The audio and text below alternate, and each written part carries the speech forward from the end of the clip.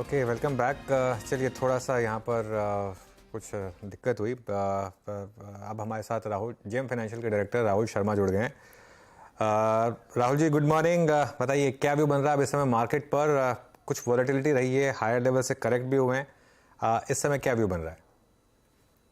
Good morning Anu ji. सबसे पहले तो इंडिया की टी शर्ट में आप बहुत ही आज बढ़िया लग रहे हो। I think full cricket mode on है आज। Thank so you. I think जहां तक निफ्टी का सवाल है, देखिए, एक साइड में यूएस मार्केट जो है लिटरली जो ये पूरे साल का है उसमें दूसरी बार इतने ओवरसोल्ड हुए। पिछली बार इतने ओवरसोल्ड हम मार्च के महीने में हुए थे। उसके बाद हमने एक अच्छी रिकवरी देखी थी आने वाले हफ्तों में। सिमिलर सेटअप अब यहाँ पर डाउ जोन्स के चार्ट्स के अंदर है। काफी ओवरसोल्ड और आरएसआई जो है तकरीबन 26-27 के आसपास पहुंच चुका है डाउ का, जो कि क्लियर इंडिकेट कर रहा है कि पिछले 2 साल में जब भी आरएसआई 30 के आसपास आया है, 30 के नीचे गया है, वहां से यूएस मार्केट्स ने अच्छी रिकवरी दी है। अब पूरे फॉल में हमने आउट परफॉर्म किया यूएस मार्केट्स को, यानी कि वहां पर हम 200 दिन के मूविंग एवरेज तोड़कर इनफैक्ट एक तरह से बड़े लो पर चले गए, लेकिन निफ्टी ने अभी भी लाइक अपने 50 डे के मूविंग एवरेज के आसपास वोलेटिलिटी बनाई रखी है। तो मेरे हिसाब से लिमिट डाउनसाइड लिमिटेड जरूर है जहां तक निफ्टी का सेटअप है। 19200 का लेवल है मेरे हिसाब से, जहां तक हो सकता है कि ये वाली वोलेटिलिटी में स्पाइरल डाउन करके हम नीचे आए।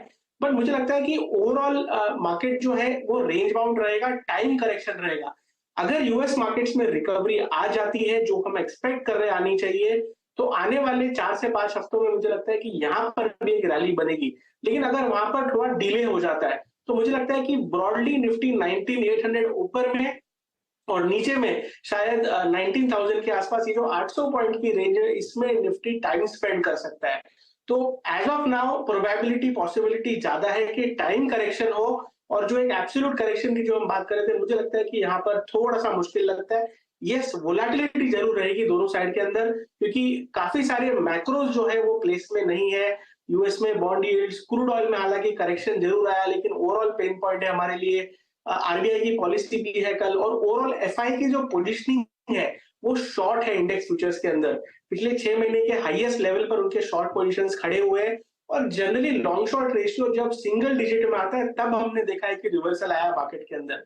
तो पूरी तरह मार्केट ओवरसोल्ड नहीं हुआ है हमारा। तो मुझे लगता है कि साइडवेज एक तरह से मार्केट रहना चाहिए, और इसमें सबसे सही रणनीति ये रहेगी कि स्टॉक स्पेसिफिक अप्रोच रखे, इंडिविजुअल सेक्टर्स के ऊपर प्ले करे, और ब्रॉड बेस्ड मार्केट वाली रैली क्लियरली यहाँ पर मुझे लगता है कि मिड कैप स्मॉल कैप खास करके, जहां पर हमने बहुत ही बड़ा रिटर्न देखा, हमने पिछले कई बार आपके शो पर कहा है कि वहां पर प्रॉफिट्स बुक कर ले एंड स्विच हिट करने की कोशिश करे उन सेक्टर्स और स्टॉक्स में जहां पर अभी भी अपॉर्चुनिटी दिखाई देती है। राहुल, आईटी पर क्या व्यू बन रहा है अब इस समय? क्योंकि एक सेक्टर है जो गिरने को बिल्कुल तैयार नहीं है, और आज भी देखिए बहुत शानदार स्ट्रेंथ है यहाँ पर। जी अनुज, इनफैक्ट जून महीने में आपको याद होगा तो आईटी इंडेक्स ने ये जो एक तरह से रिलेटिव परफॉर्मेंस है, एक तरह से जो रिवर्सल है वो दिया था, और एक बेहतरीन मूव देखा पिछले 3 महीनों में। अब ये जो रिसेंट करेक्शन आया आईटी इंडेक्स में, ये मेरे हिसाब से एक पुल बैक, जो टेक्निकल भाषा में रीटेस्ट बोलते हैं ब्रेकआउट जोन का, वो रीटेस्ट हो चुका है। और अब मुझे लगता है कि यहाँ से एक अच्छा रिबाउंड हमें आने वाले 3 महीनों में आईटी में देखने को मिलना चाहिए। तो शुरुआत लार्ज कैप आईटी से कीजिए। इन्फोसिस, टीसीएस, ये दो स्टॉक्स है जो लार्ज कैप आईटी में हमें अच्छे लगते हैं। अगर आपका 2 से 3 महीने का व्यू है तो आप इन्वेस्ट करके भी चल सकते हैं। अगर आप ट्रेडिंग के हिसाब से भी देखते हैं तो दोनों के जो चार्ट है, खास करके इन्फोसिस का जो चार्ट है, मुझे लगता है 1500-1525 तक की जगह शॉर्ट टर्म में दिखने को मिल सकती है। थोड़ा सा आप अगर टीयर 2 में जाएंगे तो कोफोर्ज का सेटअप हमें काफी बेहतरीन दिखाई देता है, जहां पर हमें लगता है एक बाउंस बैक यहाँ पर देखने को मिल सकता है। तो ओवरऑल आईटी में व्यू पॉजिटिव है। एज ए डिफेंसिव ये एक अच्छा प्ले आउट होना चाहिए, और खास करके रिसेंट करेक्शन के बाद में रिस्क रिवॉर्ड जो है वापस फेवरेबल हो गया आईटी स्टॉक्स के अंदर। तो आने वाले 10 से 15 सेशन में खास करके ट्रेडर्स यहाँ पर फोकस करके चल सकते हैं, और ओवरऑल 3 महीने का अगर आपका व्यू है तो आप निवेश करके भी यहाँ पर बने रह सकते हैं। ओके।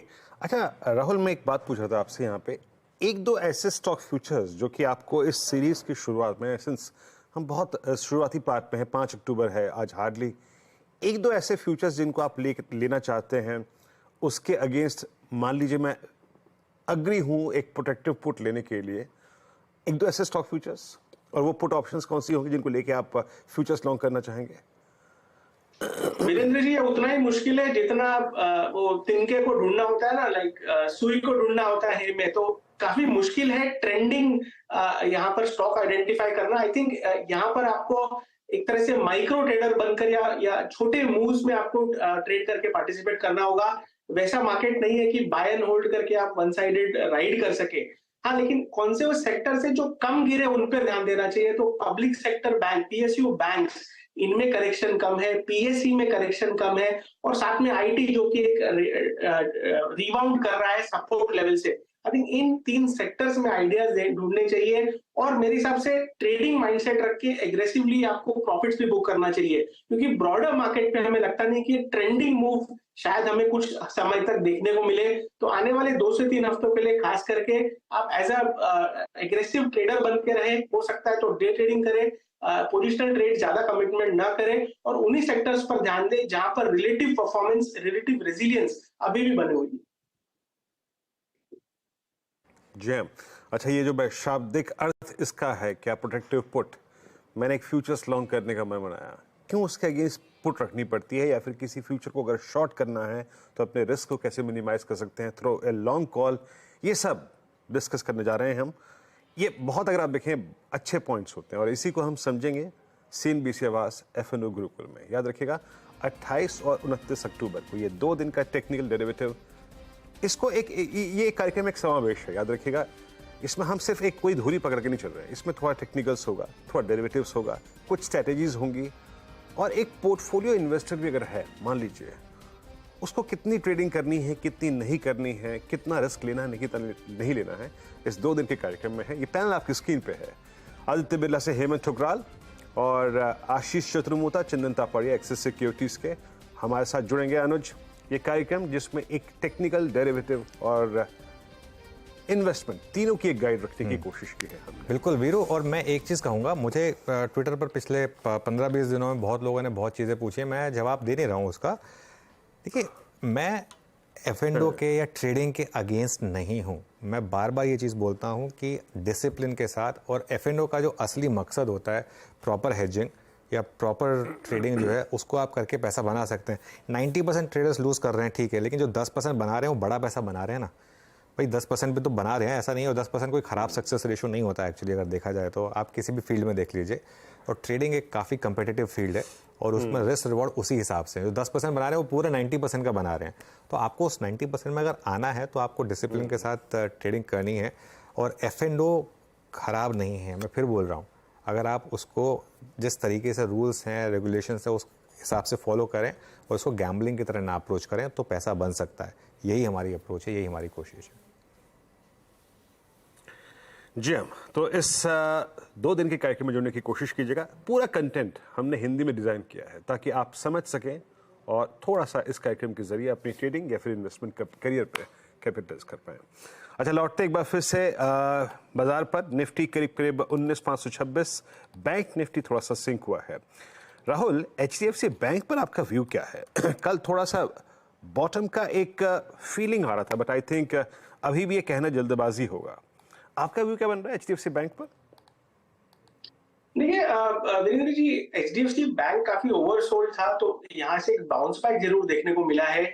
सबसे ज्यादा इंटरेस्टिंग ये है कि यहाँ से बाउंस बैक कहां तक जा सकता है। देखिए, स्टॉक अंडर परफॉर्म कर रहा है, मैसिव अंडर परफॉर्मेंस है, इसमें कोई दो राय नहीं है।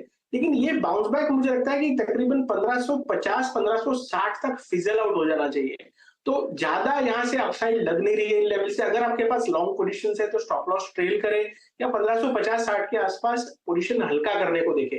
एक चीज जरूर हुई है कल के सेशन में कि बैंक निफ्टी का कंबाइंड ओपन इंटरेस्ट तकरीबन 28-29% बढ़ा है। ऑलमोस्ट 30% की बढ़त एक दिन में, खास करके कल के सेशन में जब बैंक निफ्टी ने 44,000 का लेवल तोड़ा और उसके बाद हमने एक रिकवरी देखी। तो कहीं ना कहीं आरबीआई पॉलिसी के पहले मुझे लग रहा है कि थोड़ा सा यहाँ पर वोलेटिलिटी मार्केट के अंदर हो सकता है। बैंक निफ्टी में जहां तक सेटअप है चार्ट के हिसाब से मुझे लगता है कि 45,000 का लेवल हो सकता है एक बार टेस्ट करने को मिले आने वाले 2 से 3 सेशन के अंदर, और इसमें HDFC बैंक का मेरे हिसाब से सपोर्ट रह सकता है। तो प्राइवेट बैंक में सबसे वीकेस्ट काउंटर्स में से है, बट इसको मैं एज अ बाउंस बैक की तरह ले रहा हूं। मेरे हिसाब से कोई बॉटम बना नहीं है, हो सकता है ये लेवल्स रिविजिट हो आने वाले समय में, बट एज ऑफ नाउ 1560 तक के मुझे लगता है कि लेवल्स एचडीएफसी बैंक में देखने को मिल सकते हैं। वहां पर डेफिनेटली अगर आपके अटके हुए पोजीशंस हैं तो रिड्यूस करने को देखें। ऑलराइट राहुल, बहुत बहुत शुक्रिया आज हमारे साथ जुड़ने के लिए और ऑल द बेस्ट आपको। अच्छा लगा आपसे बात करके एज ऑलवेज। चलिए अब